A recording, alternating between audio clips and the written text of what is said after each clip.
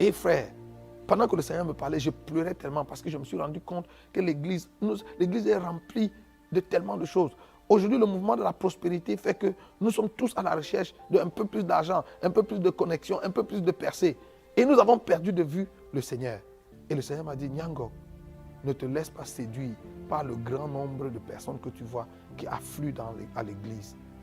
La grande majorité de ces personnes ne viennent pas à l'église pour me chercher. Ce n'est pas moi qu'elles cherchent. Elles viennent pour chercher les choses que je donne. Elles ne veulent pas avoir une relation avec moi. Ce qui les intéresse, c'est les choses que je donne. Et j'ai dit, ah Seigneur. Et le Seigneur m'a dit, c'est comme ça l'état de l'église aujourd'hui. Le cœur des gens qui viennent dans nos églises est rempli de tellement d'envie. La plupart des gens qui viennent dans les églises ne viennent pas parce qu'elles veulent rencontrer Dieu. Elles viennent parce qu'elles veulent se marier, elles veulent voyager, elles veulent travailler, elles veulent avoir des enfants, elles ont des problèmes de santé, elles viennent pour être guéries. Et c'est ça qui explique même aujourd'hui que les gens vont d'église en église. Parce qu'ils cherchent la pharmacie où il y a le bon produit. La Bible dit que Paul vivait dans une crainte. Il dit, je traite durement mon corps et je le tiens assujetti, de peur qu'après avoir prêché aux autres, je sois moi-même rejeté. Si Paul pouvait vivre avec la crainte de rater le ciel, qui sommes-nous, frères et sœurs? Quand j'ai vécu cette expérience, j'ai compris ce que l'apôtre Paul disait aux Galates. Il leur a dit, travaillez à votre salut avec crainte et tremblement. La question du salut de nos âmes est une question fondamentale, frères et sœurs. On ne peut pas badiner avec, on ne peut pas jouer avec. Et le Seigneur m'a dit, Judas, c'est écrit dans ta Bible, il est connu comme le fils de la perdition. Et même dans l'évangile de Jean au chapitre 13, le Seigneur Jésus l'a appelé un démon.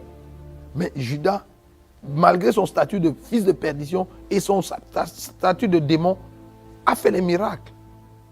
Donc le Seigneur m'a dit, ne te laisse pas séduire par les miracles. Demande à l'église de prier pour avoir le discernement.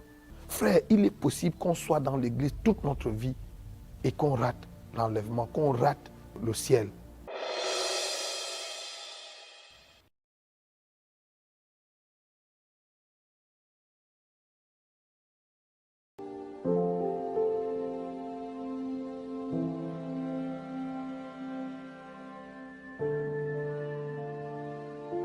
L'histoire que je vous raconte se produit la nuit du 3 juillet 2015. Après que nous ayons été dans un temps de prière et de jeûne, depuis avril 2012 que nous avons commencé à prier et à chercher Dieu, le Seigneur m'a divinement averti d'aller à Ashland. Ashland, c'est un camp de prière qui se trouve aux États-Unis, en Virginie. Et je n'avais jamais été à cet endroit, je ne connaissais même pas cet endroit, je n'avais jamais entendu parler. Même comme j'avais été déjà aux États-Unis plusieurs fois, et même en Virginie plusieurs fois, le Seigneur, par son esprit, m'a demandé d'aller à cet endroit parce qu'il voulait me parler. J'ai pris des renseignements et je me suis retrouvé à cet endroit. Et cette nuit donc, du 3 juillet, pendant que nous étions dans le tabernacle, le soir, à l'heure de la prière et l'adoration, je me suis entendu dire une prière que je n'avais pas préméditée. Et la prière c'était une prière d'enfant. Et je me suis entendu dire, Seigneur, depuis que je marche avec toi et depuis que je te sers, tu ne m'as jamais fait voir où tu habites. Et dès que j'ai dit cette parole, j'ai été enlevé en esprit. Je me suis écroulé à l'hôtel où j'étais tenu et je me suis retrouvé en train de marcher avec un ange qui me conduisait. Nous montions des marches, nous avions comme un escalier devant nous et nous montions des marches. Et nous sommes montés bien haut et nous sommes arrivés devant un grand portail blanc. L'ange qui me conduisait, quand il s'est approché du portail, comme devant une porte automatique, la porte s'est ouverte, l'ange est entré et je suis entré après lui et le portail s'est refermé derrière moi. C'est quand je suis entré, quand le portail s'est refermé derrière moi, que je me suis rendu compte que j'étais en train d'entrer au ciel. Ce soir-là, nous avions un couple d'amis qui était venu de New York et qui était venu nous rendre visite à ce camp. Et quand je suis entré par le portail, le Seigneur a ouvert les yeux de son épouse, de l'épouse de cet ami, et elle m'a vu entrer dans le ciel, et elle a dit à mon épouse, je viens de voir ton mari entrer dans le ciel. Donc, c'est comme ça que l'histoire commence. Je me retrouve donc dans le ciel, sur cette rue pavée d'or. Frère, quand la Bible dit que les rues au ciel sont pavées d'or, ce n'est pas une figure de style, ce n'est pas juste une façon de parler, c'est la vérité. Je me suis retrouvé sur cette rue et je marchais avec l'ange qui me conduisait. Ce qui est intéressant, c'est que nous ne marchions pas comme on marche sur la terre, en faisant 1, 2, en soulevant les pas. J'avais l'impression qu'il y avait sous mes pieds un tapis roulant qui nous faisait glisser et on avançait. Et de part et d'autre de la rue, il y avait une belle cité, de belles maisons, de maisons tellement belles que je n'en ai jamais vues sur la terre. Même bien que j'ai voyagé un peu partout dans le monde et que j'ai visité parmi les coins les plus chics de la terre que j'ai visités, j'ai rien vu, jamais rien vu d'aussi beau. De belles maisons. La verdure, le gazon était d'un vert différent de ce que nous connaissons ici. Les fleurs étaient tellement belles qu'à l'intérieur des fleurs, vous pouviez voir la vie couler dans les fleurs. Et nous avons marché avec l'ange comme ça sur 200 mètres. J'étais curieux, je regardais de gauche à droite. Je me disais que j'allais voir des gens, mais la cité était terminée, les maisons étaient bien construites, elles étaient fermées et elles n'étaient pas habitées. Donc au bout de 200 mètres, à un moment donné, c'est comme si le tapis qui nous faisait rouler s'est arrêté. Et j'avais l'impression d'avoir en face de moi une voiture qui m'avait mis les pleins phares dans les yeux et qui m'éblouissait. La lumière était tellement vive que j'ai fermé mes yeux, j'ai baissé la tête et j'ai dit à l'ange qui me conduisait, est-ce que tu peux demander au chauffeur de la voiture en face de baisser ses phares parce qu'il m'éblouit. Et l'ange m'a dit, Nyangok, ce que tu as en face de toi, ce n'est pas une voiture. Tu es devant la salle du trône. Et la lumière que tu as dans les yeux, c'est le reflet de la gloire de Dieu. Et j'ai été pris de peur. Alors je lui ai demandé, qu'est-ce qu'il faut que je fasse? Et il m'a dit, regarde autour de toi, fais exactement ce que tu vois les 24 vieillards faire. Alors j'ai courbé ma tête, j'ai ouvert les yeux.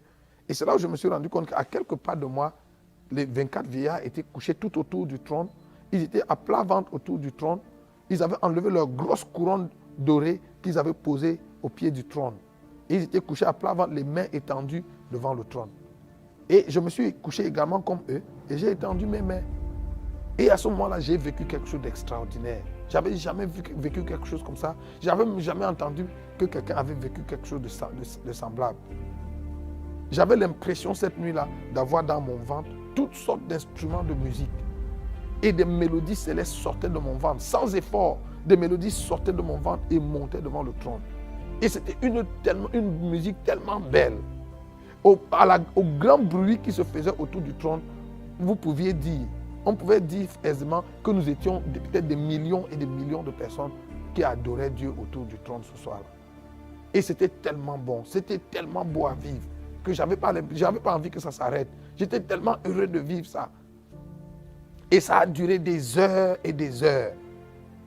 Et au bout d'un certain temps, la louange, l'adoration s'est estompée et il y a eu un moment de silence.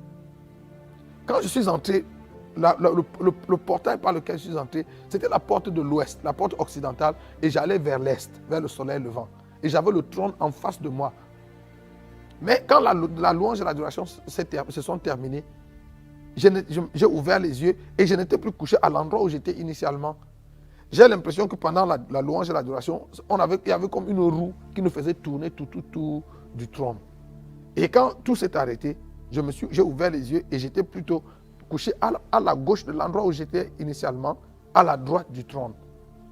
Et de là, j'ai ouvert les yeux et la lumière là-bas était plutôt tamisée et on pouvait regarder. Alors j'ai ouvert les yeux et j'ai levé la tête et j'ai vu au-dessus de ma tête le grand trône blanc. Et il était monté comme sur un chariot. Et le chariot sur lequel le grand trône était monté avait des roues et ces roues étaient vraiment étranges. C'était comme des tunnels. Et j'ai guetté dans le tunnel et je pouvais voir la lumière de l'autre côté. Alors, j'ai essayé de regarder pour voir qui était celui qui était assis sur le trône. Mais du trône émanait une lumière impénétrable mais que je ne pouvais pas regarder. C'est comme essayer de regarder le soleil quand il brille dans sa force. Donc, je n'ai pas pu voir celui qui était sur le trône, mais j'avais conscience, je savais qu'il était là, mais je n'ai pas pu le voir de mes yeux. Alors, j'ai demandé à l'ange, est-ce qu'il est possible que j'entre dans le tunnel? Parce que je voulais aller voir ce qui se faisait de l'autre côté. J'avais l'impression que de l'autre côté, il y avait des gens, il y avait une activité qui se faisait là-bas. Et l'ange m'a regardé bizarrement et m'a dit, mais Nyangok, les gens ne passent pas souvent par ce tunnel. Pourquoi toi tu vas entrer dans le tunnel? Je lui ai dit, oh non, parce que je vois la lumière de l'autre côté. Et je me dis qu'il doit y avoir des gens là-bas. Je voudrais aller voir ce qui se passe. Et après une petite hésitation, l'ange m'a dit, exceptionnellement, je te laisse entrer. Alors je suis entré dans le tunnel.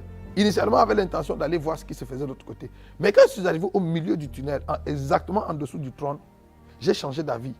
Comme si j'avais entendu une voix qui me disait, mais Nyangok, tu jeûnais et tu priais, tu as jeûné et prié depuis toutes ces années parce que tu voulais voir Dieu. Et le voici assis sur le trône au-dessus de ta tête. Et tu veux le traverser pour aller satisfaire ta curiosité à regarder je ne sais pas quoi de l'autre côté. Alors, j'ai changé d'avis. Je me suis donc couché en dessous du trône, dans le tunnel en dessous du trône. Et j'étais tellement heureux d'être à cet endroit.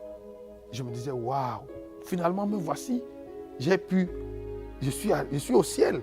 Cette histoire que je lisais dans la Bible, que j'ai lue dans la Bible toutes ces années, donc c'est vrai. Et j'étais tellement heureux du privilège, de l'honneur que Dieu m'avait fait d'arriver à cet endroit. J'étais tellement heureux, je me disais, qu'est-ce que j'ai fait pour mériter un si grand honneur? Je me disais, combien d'hommes sur la terre, combien de serviteurs de Dieu, combien d'enfants de Dieu sur la terre n'ont jamais eu le privilège d'arriver à cet endroit. Et pendant que je me réjouissais donc du privilège que Dieu m'avait fait d'arriver jusque-là, j'ai entendu ma voix comme dans un haut-parleur. J'ai entendu le Seigneur m'appeler Nyangok. J'ai répondu, oui Seigneur. Et il m'a dit, est-ce que tu as vu la cité lorsque tu es entré dans la ville? Je lui ai dit, oui, j'ai vu la cité. Et il m'a demandé, est-ce que tu as remarqué que les travaux de construction de la cité sont terminés? Que les maisons, les demeures sont construites et qu'elles sont terminées? Je lui ai dit, oui Seigneur, j'ai remarqué. Et il m'a dit, est-ce que tu as aussi remarqué que la cité est inhabitée? J'ai dit, oui Seigneur, j'ai remarqué parce que j'étais curieux. Je me demandais, mais pourquoi il n'y avait personne? Je regardais, je croyais que j'allais voir une ou deux personnes ou reconnaître même des gens. Et j'ai dit, j'ai remarqué qu'il n'y avait personne. Et le Seigneur m'a dit, c'est pour ça que je t'ai fait venir. Je t'ai fait venir ici pour te montrer que les travaux de construction des cités dans lesquelles les élus vont vivre sont terminés. Et que la seconde venue de Jésus sur la terre pour enlever l'Église est plus qu'imminente. Mais que l'Église n'était pas prête. Et le Seigneur m'a dit, je t'ai aussi fait venir pour te montrer. La cité que tu as vue, elle est inhabitée encore parce que ceux qui doivent occuper ces maisons sont encore sur la terre. J'ai dit oui Seigneur. Et le Seigneur m'a dit, si la trompette devait retentir aujourd'hui, un petit nombre de chrétiens seulement sur la terre seraient sauvés. Et je me suis exclamé en disant, mais Seigneur, pourquoi un petit nombre? Et le Seigneur m'a dit, un petit nombre parce que l'Église sur la terre est remplie d'idolâtrie. Et le Seigneur est allé plus loin en me disant, même dans ton Église. J'ai dit, non Seigneur, dans mon Église à Alpha Naomi, il n'y a pas d'idolâtrie. Nous n'avons pas de monument, nous n'avons pas de statue, nous ne nous prosternons pas devant un homme ou devant quoi que ce soit. Et le Seigneur m'a dit, l'idolâtrie qui est dans l'Église aujourd'hui n'est pas seulement l'idolâtrie des monuments ou des statues devant lesquelles les gens se prosternent. Le Seigneur m'a dit, l'idolâtrie qui est dans l'Église aujourd'hui se trouve dans le cœur de mon peuple. Et cette idolâtrie est cultivée et entretenue par vous, les serviteurs de Dieu. Vous savez, quand le Seigneur a commencé à me dire ça, j'ai commencé à pleurer. Et j'ai dit, Seigneur, s'il y a l'idolâtrie dans mon Église, ça veut dire que toi et moi, nous n'avons pas la même définition de l'idolâtrie. Nous n'avons pas la même définition de ce qu'est une idole. Est-ce que tu peux me dire, d'après toi, ce que tu appelles une idole? Et le Seigneur m'a dit, l'idole, d'après moi, c'est toute chose qui discute avec moi la place ou l'attention dans le cœur de mon peuple. Tout ce qui discute la place avec Dieu dans notre cœur, tout ce qui discute l'attention avec Dieu dans notre cœur est une idole. Et quand le Seigneur m'a montré cela, j'ai commencé à pleurer. Et le Seigneur m'a dit, je t'ai fait venir ici, mais je te renvoie sur la terre pour que tu ailles parler à tes frères, aux serviteurs de Dieu, aux servants de Dieu, que tu ailles partout où il y a des hommes et que tu parles à mes serviteurs. Je lui ai demandé, Seigneur, comment est-ce que nous avons cultivé l'idolâtrie dans le cœur de ton peuple? Et le Seigneur m'a dit, parce que vous, mes serviteurs, vous avez changé le message. Vous avez quitté le message original, le message essentiel de l'évangile. Aujourd'hui, vous prêchez les choses que vous aimez, les choses que les gens aiment entendre. Et j'ai demandé au Seigneur, alors Seigneur, c'est quoi le message? Le Seigneur m'a dit, le message de l'évangile, c'est Christ, c'est Jésus-Christ et Christ crucifié et rien d'autre. Et le Seigneur m'a dit, peu importe ce que vous prêchez, peu importe ce que tu prêches, si ce n'est pas ancré en Christ et en Christ crucifié, si ça n'a pas pour socle ou pour centre Jésus-Christ et Jésus-Christ crucifié, tu es à côté de la plaque. Et le Seigneur m'a dit, je suis fâché de vous, mes serviteurs, vous les prédicateurs, parce que c'est vous qui avez détourné les regards du peuple de moi. Et je me suis rappelé de cette parole de l'apôtre Paul dans Colossiens chapitre 3. L'apôtre Paul dit, si vous êtes ressuscité avec le Christ, recherchez les choses d'en haut où Christ est assis à la droite de Dieu. Affectionnez-vous aux choses qui sont en haut et non à celles qui sont sur la terre. Et le Seigneur m'a dit, c'est vous qui avez baissé les regards de mon peuple des choses d'en haut pour les mettre sur les choses de la terre. Parce que vos messages, tous vos messages et toutes vos prophéties tournent autour de Dieu va te donner le mari, Dieu va te donner le travail, Dieu va te donner ceci. Et le Seigneur m'a dit, et je n'ai pas un problème à donner ça à mon peuple. Sauf que c'est à ça que vous les avez conduits. C'est à ça que vous avez tourné leur regard.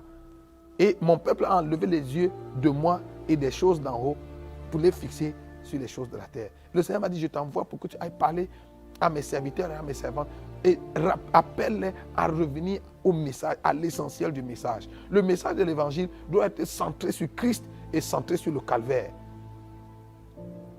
Et frère, pendant que le Seigneur me parlait, je pleurais tellement parce que je me suis rendu compte que l'église est remplie de tellement de choses.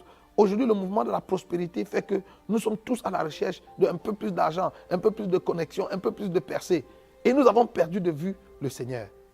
Et pendant que le Seigneur me disait qu'un petit nombre seulement de personnes allaient être sauvées, je me suis rappelé qu'en janvier 2014, j'avais appelé un de mes amis au Bénin qui est prophète pour le saluer et pour lui adresser les vœux de nouvel an. Et quand nous avons fini les civilités au téléphone, il a commencé à me raconter une expérience qu'il avait vécue. L'année d'avant, en 2013, il avait passé 9 mois en retraite de prière. Il s'était enfermé pour chercher Dieu. Et vers la fin de sa retraite, un soir, pendant qu'il priait, le Seigneur, il a été enlevé, il s'est retrouvé dans une transe et le Seigneur lui a montré une vision. Et le Seigneur lui a montré en vision la fin des temps.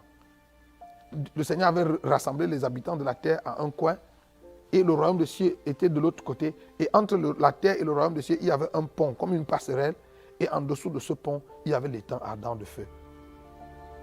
Et d'après la vision qu'il a eue, le Seigneur faisait l'appel. Il appelait les hommes les uns après les autres. Et quand c'était votre tour, quand vous entendiez votre nom, vous veniez sur le pont. Et dès que vous montiez sur le pont, il y avait c'était comme un pont électrique qui vous faisait avancer sans que vous fassiez un effort. Et le Seigneur commençait à vous raconter l'histoire de votre vie. Et plus le Seigneur vous parlait des choses que vous aviez faites sur la terre, plus vous avanciez graduellement vers le royaume des cieux. Et si le Seigneur finissait de parler et que vous n'aviez pas traversé, le pont s'ouvrait et vous tombiez dans le feu. Et il me dit que les 1000 premières personnes qui ont été appelées, 2 seulement sont entrées dans le royaume des cieux. Et il était la 1001e personne que le Seigneur a appelée.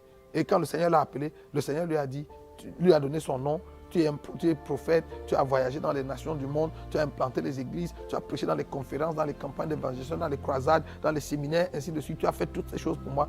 Et il répondait, oui Seigneur, oui Seigneur. Et il avançait, et il avançait. Et il dit qu'il était à 2 pas de franchir le pont pour entrer dans le royaume des cieux quand le Seigneur lui a dit, malheureusement, toutes ces choses, tu les faisais pour toi et non pour moi. Et le pont s'est ouvert et il est tombé dans le feu. Et c'est à ce moment qu'il est sorti de la vision. Et quand il est sorti de cette vision, le Seigneur a commencé à lui parler de la seconde venue de Jésus et de la fin des temps qui était proche. Donc, il me raconte la vision et il me l'a raconté en pleurant au téléphone. Et il m'a dit, mon frère Pierre, il faut qu'on commence à prêcher le retour du Seigneur, qu'on commence à préparer l'église au retour du Seigneur. Il dit, le Seigneur m'a montré l'enlèvement, le Seigneur m'a montré la fin des temps. Et le Seigneur m'a montré que moins de 2% des chrétiens seulement sur la terre vont être sauvés. Quand il me l'a dit ce jour-là, dans ma pensée, je me suis dit, ah, frère, je comprends que pas beaucoup de gens vont être sauvés, mais de là à dire que moins de 2%, je me disais que même peut-être un dixième, même la dîme, ou même 20%, moins de 2%, en tout cas le chiffre me paraissait trop peu, trop petit. Alors, mais je ne le lui ai pas dit, ça c'était ma réflexion. Et puis j'étais à mon épouse, on a écouté, il nous a raconté la vision qu'il avait eue. Et puis après on a commenté, on a dit, ah bon, vraiment, il faut qu'on se prépare vraiment pour le retour du Seigneur. Mais 2%, moi je ne suis pas sûr.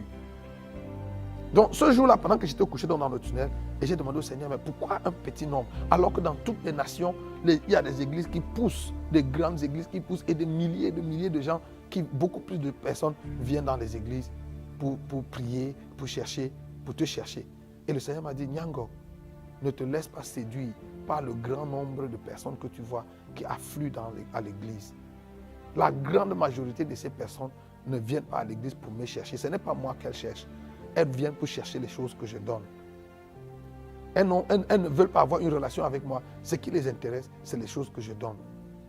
Et j'ai dit, ah Seigneur, mais quand ces gens viennent quand même prier et te demander ces choses, tu le leur donnes. Et le Seigneur m'a dit, oui, je le leur donne parce que je suis un Dieu généreux. Et il m'a dit, Nyangok, ne te trompe pas, je ne donne pas qu'aux chrétiens. Je donne aux chrétiens, je donne aux musulmans, je donne aux bouddhistes, je donne aux païens, je donne aux athées.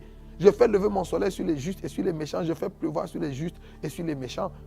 C'est vous les prédicateurs qui avez donné l'impression que Dieu ne donne qu'aux chrétiens et que quand Dieu nous donne les choses que nous lui demandons, c'est la preuve que Dieu est d'accord avec nous, que Dieu approuve de notre façon de vivre. Le Seigneur m'a demandé, Nyangok, est-ce que tous les hommes riches de la terre que tu connais sont des chrétiens? Je lui ai dit non. Il m'a dit, dans ton pays, tous ceux qui sont au pouvoir, ceux qui gouvernent, ceux qui dirigent ton pays, est-ce qu'ils sont tous des chrétiens? Je lui ai dit non. Et il dit, mais est-ce que ce n'est pas écrit dans ta Bible que toute autorité vient de Dieu? J'ai dit, oui, c'est écrit comme ça. Et le Seigneur m'a dit, c'est moi qui leur ai donné le pouvoir. C'est moi qui les ai rendus riches. Ils voulaient la richesse, je leur ai donné la richesse. Ils voulaient le pouvoir, je leur ai donné le pouvoir. Mais pour autant, ils ne sont pas mes enfants. Ils ne sont pas en règle avec moi. Et s'ils meurent dans l'état où ils sont, et s'ils ne se réconcilient pas avec moi, s'ils ne se repentent pas, ils vont aller en enfer, bien que pendant leur vie sur la terre, je leur ai donné argent, pouvoir, ainsi de suite. Et là, j'ai commencé à pleurer. Et le Seigneur m'a dit, dans ma nature de Dieu généreux, je sais partager. Et le Seigneur m'a montré un texte. Je suis sûr que j'avais déjà lu ce texte en passant, mais ce jour-là, ce texte a pris une autre dimension. Le texte, c'est Exode 34, verset 14. Le texte dit, tu ne te prosterneras pas devant un autre Dieu, ou tu n'adoreras pas un autre Dieu, car l'Éternel, ton Dieu, porte le nom de jaloux. Il est un Dieu jaloux. Frère, je connaissais les noms de Dieu, mais je ne savais pas que Dieu portait le nom, qu'il n'était pas seulement jaloux, mais qu'il portait le nom de jaloux. Et le Seigneur m'a dit, dans ma nature de Dieu jaloux, je ne sais pas partager. Je ne sais pas cohabiter. Dès qu'il y a une situation de cohabitation ou de partage dans le cœur d'un de mes enfants, entre moi et quelque chose d'autre, je cède la place à cette chose et je me retire sur la pointe des pieds. Et pendant que le Seigneur me disait cela, je comprenais pourquoi, je comprenais cette citation qu'on a souvent utilisée à l'église et qui dit, si Jésus n'est pas Seigneur de tout, il n'est pas Seigneur du tout. Vous savez, Jésus est comme un enfant capricieux. Vous connaissez les enfants capricieux ou les fils uniques. Il veut que maman lui donne tout. Si maman lui donne un beignet alors qu'il voulait avoir deux, il ne prend pas, il jette le beignet. Je me rendais compte que le Seigneur est un peu comme ça. Si vous ne lui donnez pas, Jésus ne veut pas 80% ou même 95% ou 99% de notre cœur. Il veut notre cœur à 100% et il ne veut pas le partager. Il me dit, dans ma nature de Dieu jaloux, je ne sais pas partager. Et dès qu'il y a une situation de partage, je cède la place et je me retire sur la pointe des pieds. Et pendant que le Seigneur me parlait, il m'a montré un frère que je connais, un serviteur de Dieu, qui est actif dans le ministère. Il m'a dit, regarde ce frère. Tu le connais? Non, j'ai dit oui, je le connais. Il m'a dit, regarde son cœur. Et pendant que le Seigneur me parlait, j'ai vu le frère devant moi et il était transparent à mes yeux. Et j'ai regardé dans son cœur et son cœur était rempli de toutes sortes d'ambitions, de toutes sortes de convoitises, d'envie des choses de cette terre. Son cœur était encombré de tout cela. Et le Seigneur Jésus était tenu derrière lui. Et le Seigneur m'a dit, tu as vu, son cœur est tellement plein de choses qu'il n'y a pas de place pour moi. Il y a longtemps qu'il s'est déconnecté de moi et il ne se rend même pas compte. Et le Seigneur m'a dit, je suis tenu derrière lui et depuis, je toque à la porte de son cœur, essayant de revenir. Et le Seigneur m'a dit, s'il ne se ressaisit pas et n'ouvre pas son cœur pour que je rentre, si la trompette retentit aujourd'hui et l'enlèvement se produit aujourd'hui, ce frère-là ne sera pas sauvé. Il ne sera pas enlevé. Et le Seigneur m'a dit, et dans l'église, il y a de nombreuses, ils sont de milliers comme lui, qui sont à l'église, mais qui ont le cœur rempli de tellement de choses. Et le Seigneur m'a dit, en cela, Ésaïe a dit vrai, que ce peuple m'honore du bout des lèvres, mais son cœur est loin de moi. Et le Seigneur m'a demandé, Nyangok, est-ce que tu sais pourquoi Ananias et Saphira sont morts? J'ai répondu tout bêtement, oui, ils sont morts parce qu'ils ont menti au Saint-Esprit. Et le Seigneur m'a dit, fais attention, regarde encore le texte. Actes chapitre 5, verset 3. Et le texte est apparu devant moi. Et le texte dit, Pierre dit à Ananias, Ananias, comment le diable a-t-il pu remplir ton cœur au point que tu mentes au Saint-Esprit en retenant une partie de l'argent de la vente de ton terrain? Et le Seigneur m'a demandé, si le cœur d'un enfant de Dieu est rempli de Satan, la place de Dieu en lui est où? Et j'ai dit, ah Seigneur, ça veut dire que Dieu n'a pas de place en lui. Et le Seigneur m'a dit, C'est comme ça l'état de l'église aujourd'hui. Le cœur des gens qui viennent dans nos églises est rempli de tellement d'envie. La plupart des gens qui viennent dans les églises ne viennent pas parce qu'elles veulent rencontrer Dieu. Elles viennent parce qu'elles veulent se marier, elles veulent voyager, elles veulent travailler, elles veulent avoir des enfants, elles ont des problèmes de santé, elles viennent pour être guéries.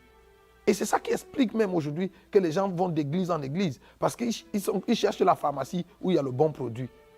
Et quand ils ont trouvé le bon produit, ils l'achètent. Vous savez, à l'hôpital, quand les gens sont malades, ils vont à l'hôpital. Il n'y a personne qui habite l'hôpital. Les gens sont à l'hôpital seulement le temps qu'ils sont malades. Et dès qu'ils ont retrouvé la guérison, ils quittent, ils déménagent.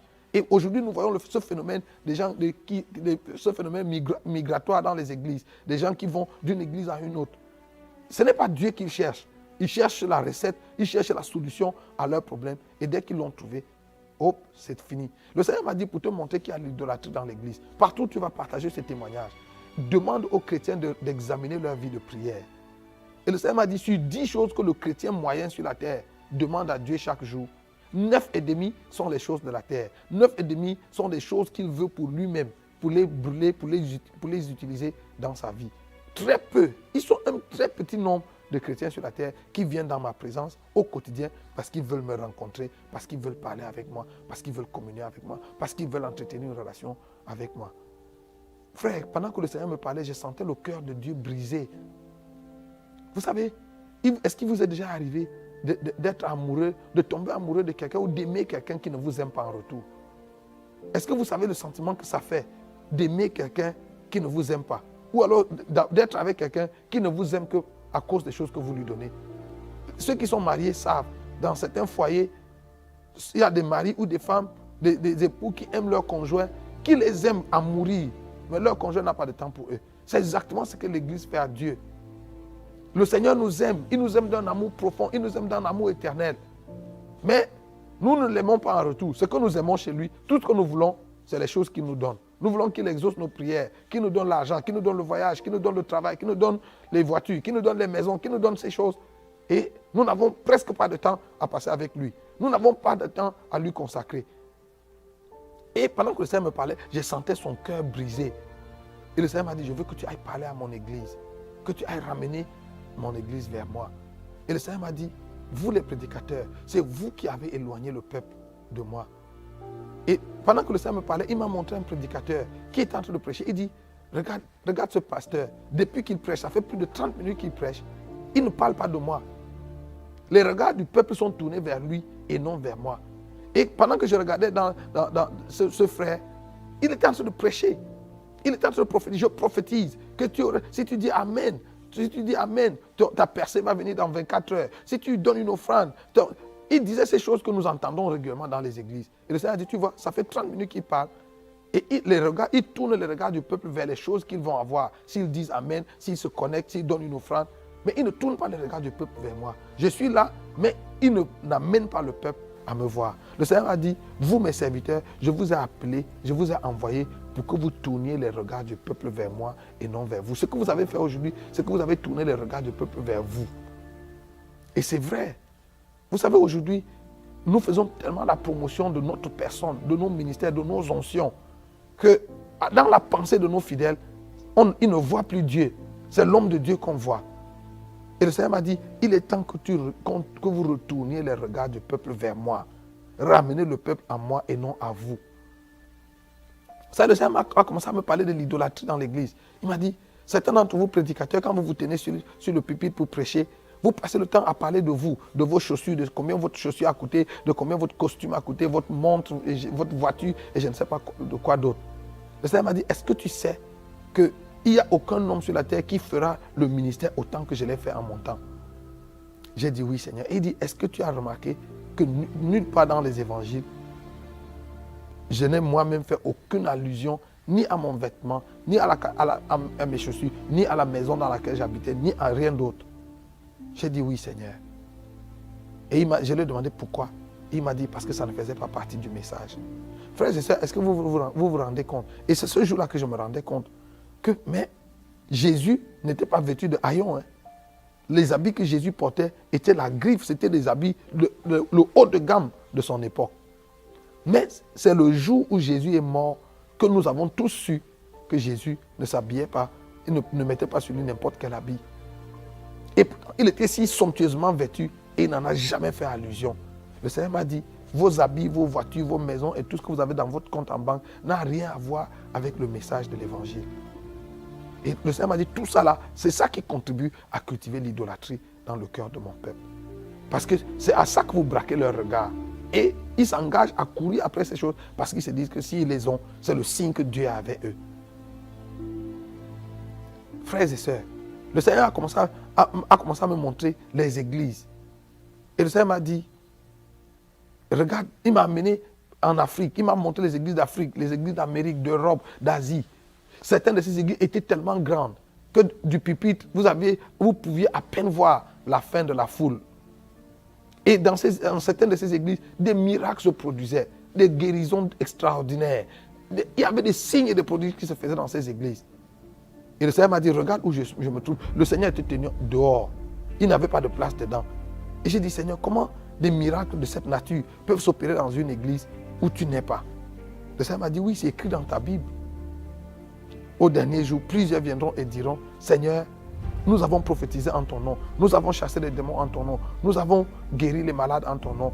Et je leur dirai, oui, vous avez fait tout cela, mais retirez-vous de moi, vous qui commettez l'iniquité, car je ne vous ai jamais connu. Le Seigneur m'a dit, c'est possible. Et il m'a dit, Nyangok, fais attention afin de ne pas être séduit. Parce qu'aujourd'hui sur la terre, il y a beaucoup d'ouvriers d'iniquité qui sont des faiseurs de miracles. Et des foules nombreuses les suivent, mais ils les conduisent à la perdition. Le Seigneur m'a dit, ce n'est pas parce qu'un homme de Dieu fait des miracles et fait des guérisons qu'il est forcément de Dieu. C'est écrit dans la Bible que plusieurs faux prophètes viendront et ils feront tellement de grands miracles qu'ils feront même descendre le feu du ciel. Et le Seigneur m'a dit, il faut que tu demandes à l'église de prier ardemment pour recevoir le don du discernement. Sinon, beaucoup de chrétiens, beaucoup d'élus vont être séduits, vont être entraînés par le mouvement de l'heure. Et le Seigneur m'a montré ces églises. Et j'ai dit, Seigneur, comment ça? Comment c'est possible? Et le Seigneur m'a dit, souviens-toi, lorsque les enfants d'Israël sont sortis d'Égypte, après la traversée de la mer Rouge, l'idolâtrie est entrée dans le camp d'Israël. Et Israël a commencé à murmurer contre Dieu et contre Moïse chaque jour, parce qu'ils se souvenaient des concombres et des oignons d'Égypte. Et ils ont tellement provoqué la colère de Dieu que Dieu a juré dans sa colère que ce peuple n'entrera pas dans son repos. Et le Seigneur m'a dit, ce jour-là, quand j'ai juré que ce peuple n'entrera pas dans mon repos, je me suis retiré du camp d'Israël. Mais quand Dieu s'est retiré, frères et sœurs, il n'a pas enlevé la colonne de nuée et la colonne de feu. La colonne de nuée était les symboles, les artifices de la présence de Dieu qui les accompagnait dans le désert. Dieu a laissé les symboles de sa présence, les artifices de sa présence au milieu du camp d'Israël, mais lui-même n'était pas là. Souvenez-vous que c'est conduit par cette colonne de nuée et cette colonne de feu que les enfants d'Israël ont marché, ont tourné en rond pendant 40 années dans le désert jusqu'à ce qu'ils soient tous morts. Ils étaient dans cette présence, dans cette nuée qui symbolise la présence de Dieu, mais ils sont tous morts. Aucun d'eux n'est entré dans la terre promise. Et le Seigneur m'a dit, tu te souviens d'Élie? Dans 1 Roi chapitre 18, Élie était sur la montagne de Dieu. Et la Bible dit que Dieu a fait venir le feu. Et Élie a dit, certainement l'Éternel est dedans. Et l'Éternel n'était pas dans le feu. Et l'Éternel a fait venir le vent, a fait venir un tourbillon. Et l'Éternel n'était pas dedans. L'Éternel a même fait venir un tremblement de terre. Et l'Éternel n'était pas dedans. Ensuite, l'Éternel est venu dans une petite et douce voix. Et le Seigneur m'a dit, Nyangok, fais attention. Tu peux avoir sur la terre un ministère de feu, un ministère de tourbillon et un ministère qui provoque des tremblements de terre et rater Dieu. Tu peux avoir ce ministère, on peut avoir un ministère de feu. Aujourd'hui, nous voyons ça dans les églises. Tout le monde crie le feu de Dieu. Et on peut avoir un ministère de feu et ne pas avoir Dieu. On peut avoir un ministère puissant sur la terre et rater Dieu. Vous savez, quand j'ai vécu cette expérience, c'est là où j'ai compris l'apôtre Paul. Cet homme qui avait vu le 3e siècle, qui est allé jusqu'au 3e siècle, qui avait vu et entendu des choses qui sont difficiles pour le langage humain de reproduire. La Bible dit que Paul vivait dans une crainte. Il dit, je traite durement mon corps et je le tiens assujetti, de peur qu'après avoir prêché aux autres, je sois moi-même rejeté. Si Paul pouvait vivre avec la crainte de rater le ciel, qui sommes-nous, frères et sœurs? Vous savez, j'ai compris, quand j'ai vécu cette expérience, j'ai compris ce que l'apôtre Paul disait aux Galates. Il leur a dit, travaillez à votre salut avec crainte et tremblement. La question du salut de nos âmes est une question fondamentale, frères et sœurs. On ne peut pas badiner avec, on ne peut pas jouer avec. Vous savez, l'apôtre Paul, qui a vécu ces grandes expériences, avait une crainte dans son cœur, la crainte de ne pas rater le ciel. Le Seigneur a continué de me parler et à me montrer l'état de l'église, à me montrer l'idolâtrie dans l'église. Il m'a dit, regarde comment l'idolâtrie se manifeste dans l'église. Quand les chrétiens viennent à l'église et que c'est le moment des offrandes, chacun de nous met sa main dans sa poche et sort un billet de banque, $1, $5, $10 ou 1000 francs, 5000, quelle que soit la monnaie qu'on utilise. On prend une certaine quantité d'argent qu'on met dans le panier d'offrande. C'est notre offrande à Dieu. Mais si pendant le même culte, un prophète commence à prophétiser sur la vie des gens, les mêmes personnes qui venaient de donner à Dieu $1 ou 1000 francs ou 5000 vont rentrer dans leur poche et sortir une somme importante d'argent pour aller mettre sur l'autel pour se connecter à la prophétie. Le Seigneur m'a dit ça, c'est l'idolâtrie. Parce que quand il faut donner à Dieu, quand il faut donner par amour pour Dieu, nous lui donnons les jetons, nous lui donnons la monnaie que nous avons dans nos poches, nous lui donnons les restes. Mais quand il faut donner pour nous-mêmes, pour notre percée, pour notre miracle, nous faisons nous donnons des vraies offrandes. Le Seigneur m'a dit ça, c'est l'idolâtrie. Le Seigneur m'a dit, regarde l'idolâtrie dans l'église. Regarde tous ceux qui sont des travailleurs, fonctionnaires, élèves et étudiants à l'église. Tous les jours de la semaine, de lundi à vendredi ou même jusqu'à samedi pour certains, ils se lèvent chez eux tous les matins à 5 heures pour s'apprêter, pour aller au travail, pour aller à l'école. Ils s'arrangent à être à l'heure pour qu'à 7h30 ou à 8h, ils soient au travail. Mais les mêmes personnes, dimanche matin, viennent à l'église en retard. Le culte commence à 9h ou à 10h et ils arrivent en retard. Et le Seigneur m'a dit, ça aussi c'est de l'idolâtrie. J'ai dit, Seigneur, comment ça? Le Seigneur m'a dit, parce que ces frères ne voient pas que c'est moi la source de leur vie. C'est pour ça qu'ils donnent plus d'attention à leur travail, parce qu'ils pensent que leur travail, c'est ça qui est la source de leur vie. Que leur vie dépend, leur suivi dépend de leur travail, de leurs études, ainsi de suite, et pas de moi. C'est pour ça que quand le Seigneur m'a dit ça, j'ai dit à mes enfants, vous voyez, même vous êtes menacés par l'idolâtrie. Parce que mes enfants, des plus grands aux plus petits, tous les jours, de lundi à vendredi, c'est à 5 heures que tout le monde se réveille. Le temps de se laver, de prendre rapidement le petit déjeuner et de prier pour aller à l'école. Si pendant la dévotion matinale, j'essaye même de rallonger de 2 ou de 5 minutes, ils commencent à s'agiter parce qu'ils ne veulent pas être en retard. Et je leur ai dit, vous voyez, mais dimanche matin, pour vous réveiller le matin, il faut qu'on maman crie, qu'on bavarde. J'ai dit, ça c'est l'idolâtrie. Vous êtes guettés, vous aussi l'idolâtrie vous guette. Donc le Seigneur a commencé à me montrer tellement de cas d'idolâtrie dans l'église. Et c'était tellement vrai. C'était tellement vrai. Et le Seigneur m'a dit, la plupart d'entre nous, chrétiens à l'église, nous sommes pleins d'ambition. Le Seigneur m'a dit, il y a 2 types de chrétiens et 2 types de serviteurs de Dieu sur la terre. Ceux qui servent Dieu et ceux qui se servent de Dieu. Et le deuxième groupe, ceux qui se servent de Dieu, sont les plus nombreux. Vous savez, pour la plupart des chrétiens aujourd'hui, Dieu n'est pas notre objectif, Dieu n'est pas notre fin. Dieu est le moyen, l'outil que nous utilisons pour arriver à notre fin, pour obtenir ce que nous voulons. Et ça, c'est l'idolâtrie. Frère, Dieu doit être notre fin. La raison de notre amour, l'objet de notre attention doit être Dieu. Pas les choses que Dieu donne. La Bible dit, dans Luc chapitre 12, le verset 29 à 31, Jésus a dit, ne vous inquiétez pas de ce dont vous serez vêtus, de ce que vous mangerez, de là où vous habiterez. Car votre Père céleste sait que vous avez besoin de ces choses. Toutes ces choses, ce sont les païens du monde qui les recherchent. Le Seigneur m'a dit, tout évangile qui vise à satisfaire les besoins des hommes, c'est du paganisme. Vous savez, notre devoir en tant que serviteur de Dieu, ce n'est pas de pouvoir aux besoins des gens, de satisfaire les besoins des gens. Notre devoir en tant que serviteur de Dieu, c'est de conduire les gens à Dieu. Et c'est Dieu qui, en retour, pourvoit leurs besoins. Donc l'objet de nos recherches ne doit pas être de chercher le mari, le travail, ainsi de suite. Nous devons être engagés à chercher Dieu, à aimer Dieu, à nous attacher à Dieu. Et il a fait la promesse que si nous cherchons le royaume de Dieu et sa justice, toutes les autres choses pour lesquelles les autres meurent, pour les avoir, il nous les donnera gratuitement. Vous savez, parlant des miracles dans l'église, le Seigneur m'a dit, tu as vu Judas, il faisait partie des 70 quand Jésus les a envoyés avec le pouvoir de guérir les malades et d'opérer les miracles. Judas était parmi les gens qui sont revenus et ont dit, Seigneur, oh, même les démons nous étaient soumis en ton nom. Et Jésus leur a dit, ne vous réjouissez pas de ce que les démons vous soient soumis. Réjouissez-vous plutôt de ce que vos noms soient inscrits dans le livre de vie. Le Seigneur m'a dit, je leur ai dit parce que même les ouvriers d'iniquité peuvent faire les miracles, peuvent faire que les démons se soumettent.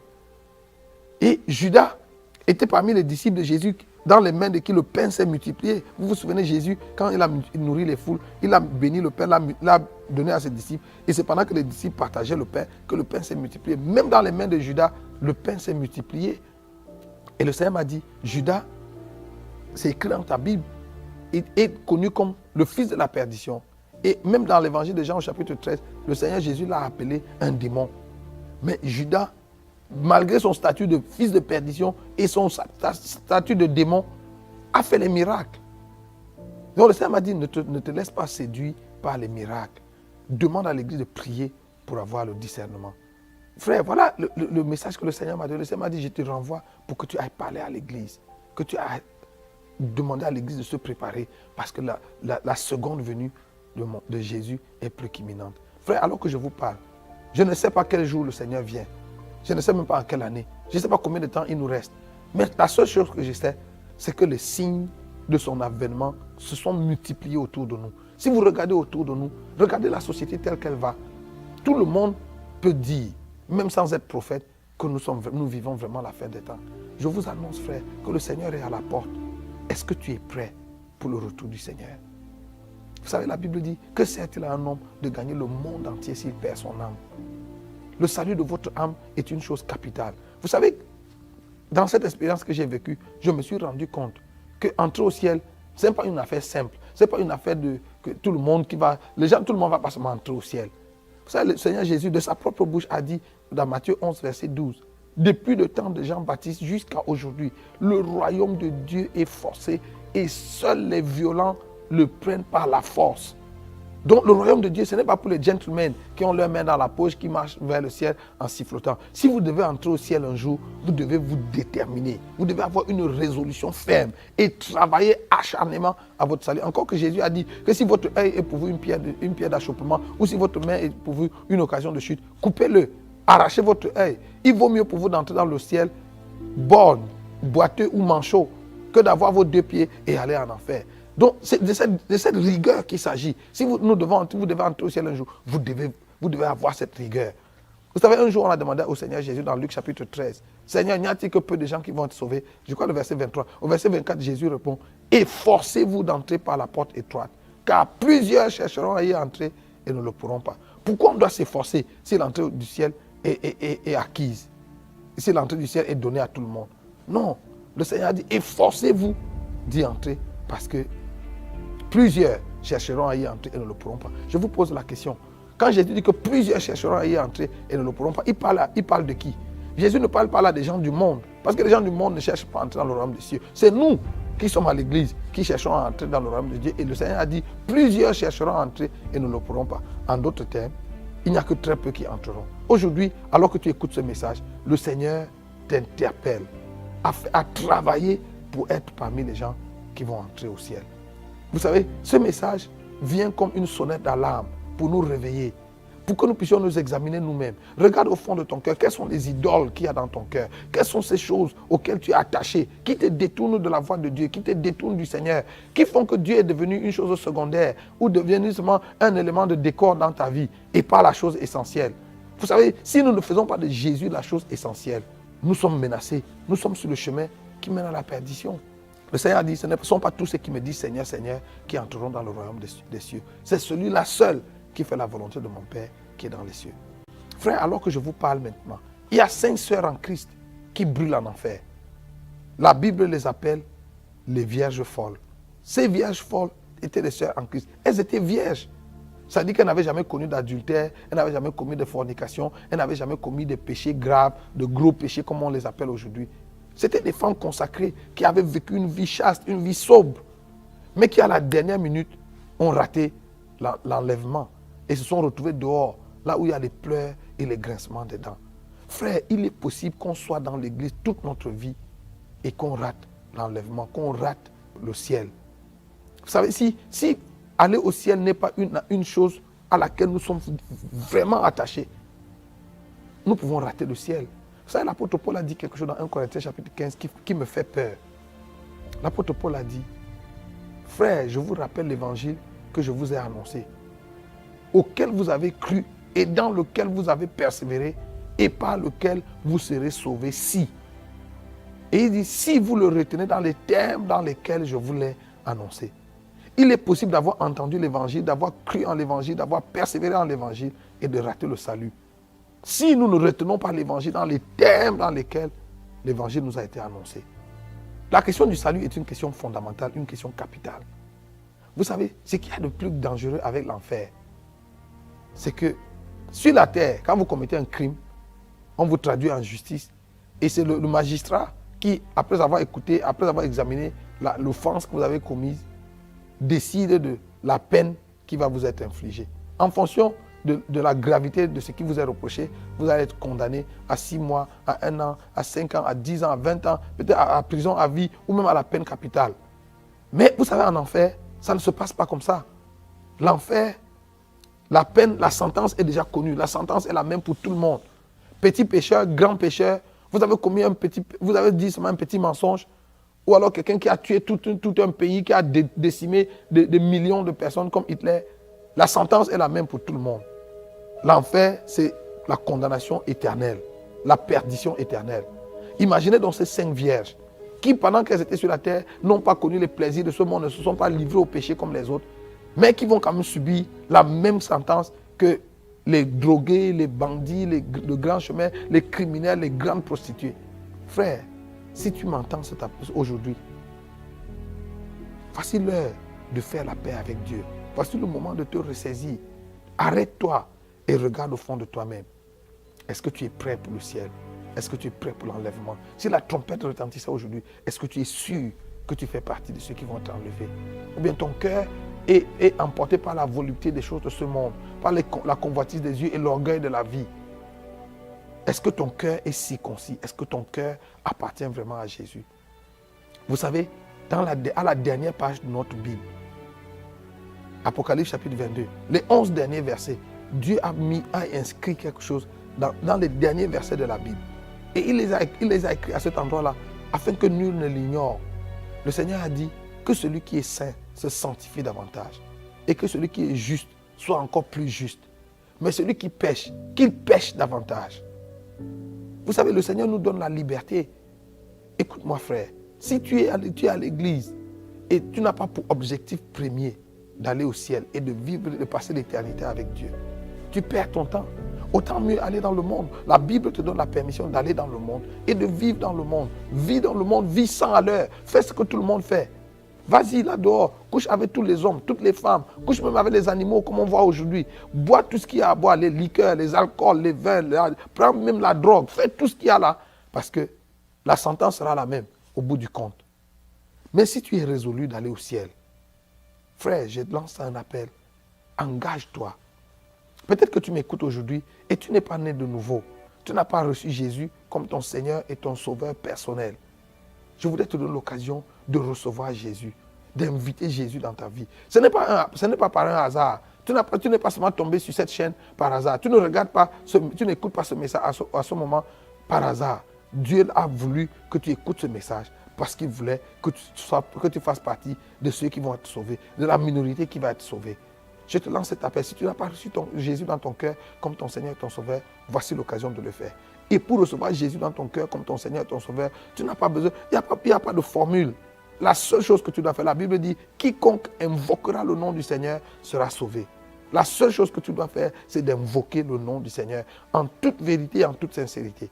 Si tu ouvres ton cœur maintenant et tu dis à Jésus, Seigneur Jésus, viens dans ma vie et sauve-moi. C'est tout ce que tu dois dire du fond de ton cœur et Jésus va venir dans ta vie et tu vas être sauvé. Mais pour toi qui es chrétien et qui est un pied dedans, un pied dehors ou qui est à l'église mais qui a le cœur, ton cœur a été emporté par les plaisirs de ce monde, à la recherche du travail, du mariage et je ne sais pas quoi. Je te lance l'appel. Ouvre ton cœur. Laisse le Seigneur Jésus circoncire ton cœur. Laisse le Seigneur Jésus nettoyer ton cœur. Enlève toi-même les idoles de ton cœur et jette-les dans le feu. À la fin de mon entretien avec le Seigneur, Je lui ai posé la question, Seigneur, maintenant que tu m'as fait la grâce de venir jusqu'ici, est-ce que tu peux me montrer dans mon cœur quelles sont les idoles qu'il y a qui peuvent m'empêcher de venir vivre ici éternellement? Et le Seigneur m'a dit, Nyangok, s'il y a encore quelque chose sur la terre qui t'impressionne, cette chose est une idole. S'il y a encore quelque chose sur la terre que tu dois avoir à tout prix, que tu dois faire à tout prix, ou un endroit où tu dois aller à tout prix, toutes ces choses-là sont des idoles. Voilà la dernière chose que le Seigneur m'a dit. Et l'entretien s'est terminé et je me suis retrouvé sur la terre. J'ai été enlevé ce jour-là, il était 20h exactement à l'horloge de l'église. Et je suis revenu sur la terre à 3h le matin. Ce que j'essaie de vous dire en quelques minutes a duré 7 heures d'horloge. Et pendant les 7 heures, le Seigneur m'a parlé non-stop. J'ai tellement pleuré. Vous savez, quand je suis revenu dans mon corps sur la terre, j'étais couché, on m'avait transporté de l'église et mon épouse m'avait ramené dans la chambre, aidé par les amis. Et j'étais couché sur le lit et mon oreiller, l'oreiller sur lequel j'avais posé ma tête, était trempé de larmes. J'avais tellement pleuré. J'avais tellement pleuré parce que je me rendais compte, non seulement de la condition générale de l'église, mais je me rendais compte qu'on peut avoir été en Christ toute sa vie. Comme moi, j'ai accepté Jésus, j'avais 16, 17 ans. On peut avoir été en Christ toute sa vie et rater l'enlèvement le moment venu. Et j'avais tellement pleuré. Le Seigneur m'a dit, s'il y a encore quelque chose qui t'impressionne. Aujourd'hui dans l'église, nous avons des gens qui doivent se marier à tout prix, qui doivent voyager à tout prix, qui doivent construire leur maison à tout prix, qui doivent faire tellement de choses à tout prix. Frère, tout ça c'est de l'idolâtrie. Vous savez, notre objectif doit être d'aimer Jésus et de marcher avec Jésus et de vivre avec Jésus et d'aller être avec Jésus au ciel. Si chemin faisant, il nous donne des voitures, il nous donne un mari, il nous donne une épouse, il nous donne des enfants, il nous donne l'argent, il nous donne ci ou ça, c'est bien. Mais s'il ne nous les donne pas, notre objectif ne change pas. Nous avons notre pensée résolue d'aller vivre avec Dieu au ciel. Vous savez, un jour, j'ai partagé ce message dans une conférence, dans une grande conférence au Cameroun. Et après ça, un pasteur est venu me voir pour me dire qu'il n'était pas d'accord avec le message que je prêche. Et parce que d'après lui, ce message ne vient pas de Dieu. Je lui ai dit, en tout cas, tu n'es pas obligé d'être d'accord. Mais je lui ai dit, si je te posais la question, pourquoi tu n'es pas d'accord, que me dirais-tu? Quelles sont tes raisons? Il me dit 2 raisons principales. La première raison, c'est que ce message fait peur aux gens. Quand les gens l'écoutent, ce message suscite la peur en les gens. Et pourtant, la Bible dit que Dieu ne nous a pas donné un esprit de peur. Et je lui ai dit, pasteur, si vous êtes vraiment chrétien, et on vous annonce que Jésus va revenir dans les 2 heures qui suivent, et ça ne suscite pas vous un sentiment de peur, ça ne vous pousse pas à vous arrêter un moment et à vous examiner, à scruter votre vie pour voir si vous êtes en règle. C'est qu'il y a longtemps, vous êtes déjà en enfer, vous êtes déjà perdu il y a longtemps. En tout cas, moi je pense qu'un chrétien normal, si on lui dit, s'il écoute un message comme celui-ci qui annonce que Jésus revient, ça devait susciter un sentiment, pas de peur, mais de crainte. La crainte de Dieu doit s'emparer de nous en nous disant, est-ce que je suis prêt pour le retour du Seigneur? Surtout que le Seigneur Jésus a dit, quand le Fils de l'homme reviendra, trouvera-t-il la foi sur la terre? C'est une question grave. Et je lui ai demandé, quelle est ta deuxième raison? Il dit, sa deuxième raison de penser que ce message ne vient pas de Dieu, c'est parce que le pourcentage qu'on annonce, le pourcentage des gens qui vont être sauvés qu'on annonce est trop petit. Je lui ai dit, frère, tu sais quoi, moi, le Seigneur ne m'a pas donné un pourcentage, le Seigneur ne m'a pas donné un chiffre. Mais si je devais même me référer aux Saintes Écritures, aujourd'hui, je suis convaincu que les 2% que mon ami a annoncé sont même un chiffre plus grand, sont même un pourcentage très grand. Pourquoi? 2 choses. Dans l'Ancien Testament, Moïse a sorti environ 3 millions d'hommes d'Égypte. Et des 3 millions qui sont sortis d'Égypte avec Moïse, 2 seulement sont entrés. Si vous avez une congrégation de 3 millions de personnes et 2 seulement arrivent à la terre promise, c'est quel pourcentage? C'est 0,00000. Et dans le Nouveau Testament, un jour on a posé la question à Jésus sur la fin des temps et l'avènement du Fils de l'homme. Il a dit, il en sera de l'avènement du Fils de l'homme comme il en était au jour de Noé. Et au jour de Noé, la Bible dit que les gens mangeaient, buvaient, se mariaient et mariaient leurs enfants. C'est ce qui se passe aujourd'hui. Le mariage a pris une place tellement prépondérante dans l'église aujourd'hui que beaucoup de chrétiens sont prêts de compromettre leur foi parce qu'ils veulent se marier. Et regarde, au jour de Noé, 8 personnes seulement ont été sauvées. 8 personnes seulement sont entrées dans l'arche. Le reste de la création de l'époque de Noé, hommes et animaux, a péri. Je ne sais pas combien d'hommes il y avait sur la terre au temps de Noé. Mais si Dieu a sauvé 8 personnes, Supposons même qu'il y avait 100 millions de personnes sur la terre à cette époque. Même si on prend seulement 5 millions de personnes ou 10 millions de personnes, et que sur les 10 millions qu'il y avait sur la terre au jour de Noé, 8 seulement ont été sauvés. C'est quel pourcentage? Et le bon Dieu, assis au ciel, a vu toute la création de l'époque décimée par les eaux. Et il n'a rien fait pour les sauver parce que la porte du salut s'était refermée dans l'arche. Donc au jour d'aujourd'hui, je suis même convaincu que 2%, c'est un chiffre très grand. C'est pour ça qu'il faut que tu t'efforces, frère, de faire partie de la petite minorité qui va être sauvée. En fait, la raison pour laquelle le Seigneur m'a renvoyé, et je vous annonce, je vous dis, frère, le ciel est tellement beau que chaque fois qu'on y entre, personne n'a envie de sortir. Ce jour-là, le Seigneur a dû me forcer de rentrer. Vous savez, quand je suis entré au ciel, c'était tellement beau que je n'avais pas envie de revenir. Oui, je pensais à ma femme, je pensais à mes enfants, je pensais à tout ce que j'avais ici sur la terre. Mais ça n'avait rien, aucune commune mesure. On ne pouvait pas comparer ça à la gloire du ciel. En fait, quand le Seigneur m'a dit, je te renvoie, je lui ai dit, non Seigneur, moi je veux rester ici, je ne veux plus partir. Le Seigneur m'a dit, il faut que tu retournes parce que ta mission n'est pas terminée. Donc aujourd'hui, je voudrais lancer cet appel. Toi qui m'écoutes, que ce soit, que tu sois en train de regarder ça à la télé, dans ton ordinateur, ou même que ce soit en audio, que tu l'entends dans une radio, je voudrais te donner l'occasion. Tu as écouté ce message et il a interpellé ton cœur. Le Seigneur t'a interpellé par ses paroles. Et tu veux naître de nouveau. Tu veux être réconcilié avec Dieu. Je vais prier avec toi. Pose ta main sur ton cœur et dis, invite Jésus. Dis simplement, Seigneur Jésus, viens dans ma vie. Sauve-moi maintenant. Au nom de Jésus. Si tu le fais du fond de ton cœur, Jésus va venir dans ta vie à l'instant même. Et il va faire de toi son enfant. Je voudrais prier pour toi qui viens de faire cette prière, de prendre cet engagement au fond de ton cœur. Seigneur Jésus, je te rends grâce pour ces hommes et ces femmes, ces frères et sœurs qui ont entendu cette parole aujourd'hui et qui prennent l'engagement de te recevoir, de faire la paix avec toi. Par l'autorité que tu m'as donnée en tant que ton serviteur, je déclare le pardon de leurs péchés au nom de Jésus.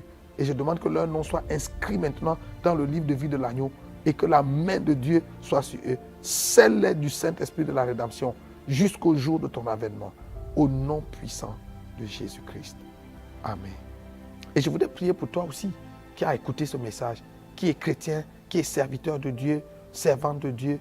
Et tu te rends compte que l'idolâtrie a gagné ton cœur. Il y a tellement d'idoles dans ton cœur. Et tu veux recevoir de Dieu la grâce pour te défaire, pour te débarrasser de ces idoles. Je vais prier avec toi. Si tu veux, pose ta main aussi sur ton cœur. Et nous allons prier ensemble. Seigneur, voici tes serviteurs et tes enfants pour qui je prie maintenant. Étends ta main sur nos vies. Que sanctifie-nous par ta vérité, car ta parole est la vérité. Laisse que cette parole qui a été prêchée aujourd'hui circoncile le cœur de ton peuple. Nous débarrasse de toute forme d'idole. Nous débarrasse de toute forme d'idolâtrie. Au nom de Jésus. Merci Seigneur de faire une œuvre nouvelle dans la vie de tous ceux qui ont entendu et qui répondent à ce message. À toi soit la louange, à toi soit la gloire, parce que tu es fidèle et tu le feras. Dans le nom de Jésus le Christ. Amen.